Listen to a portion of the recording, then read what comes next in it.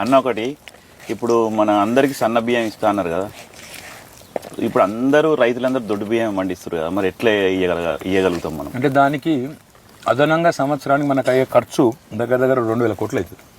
మనం ఏంటంటే ఇప్పుడు ఏం చెప్తున్నాం, ఇప్పుడు దొడ్డు బియ్యం అంటే సన్న బియ్యం పండించే రైతులు కూడా ఉన్నారు. ఇవాళ రేపు ఇంకొకటి కూడా వచ్చింది, మీకు తెలుసో లేదో, తెలంగాణ సోనా మసూరి అని ఒక రైస్ వచ్చింది. షుగర్ పేషెంట్లందరికీ అది పర్ఫెక్ట్ రైస్. కాబట్టి ఈ తెలంగాణ సోనా మసూరి అనేది కూడా పండించేటోళ్ళు ఉన్నారు, సన్న బియ్యం పండించేటోళ్ళు కూడా ఉన్నారు. అన్ని ఖర్చులు పోను. ఇప్పుడు ఇస్తున్న దొడ్డు బియ్యం జాగల సన్న బియ్యం వేయాలంటే 2,000 కోట్లు పడుతుంది అదనంగా భారం. కానీ అల్టిమేట్గా ఎవరైనా చేసే పద్ధతి ఏంటంటే సంపద పెంచుతూ పోవాలి, పేదలకు పంచుతూ పోవాలి, సంక్షేమ కార్యక్రమాలు, అభివృద్ధి కార్యక్రమాలు జోడెద్దుల మాదిరిగా పోవాలి. ఏదొక్కటి ఇడిచిపెట్టినా ప్రభుత్వం, రాష్ట్రం డేంజర్లో పడుతుంది. ఎందుకంటే పురాగ సంక్షేమమే చేస్తా, నేను అన్ని వంచి పెడతా, కొత్తగా ఏం బుట్టియా అంటే ఇక పంచుకుంటా పోతుంటే ఏం మిగలేదు. అట్లా కాకుండా ఓ దిక్కు ఆదాయం పెంచే పని చేస్తుండాలి. కొత్త రోడ్లు వేయాలి, కొత్త ట్రాన్స్ఫార్మర్లు కట్టాలి, నీళ్ళ సౌలత్ చేయాలి, కొత్తగా సంపద సృష్టించాలి. ₹1 పెట్టుబడి పెడితే రూపాయి మళ్ళీ ఇంకో రూపాయి ఉట్టియాలి దాంతో.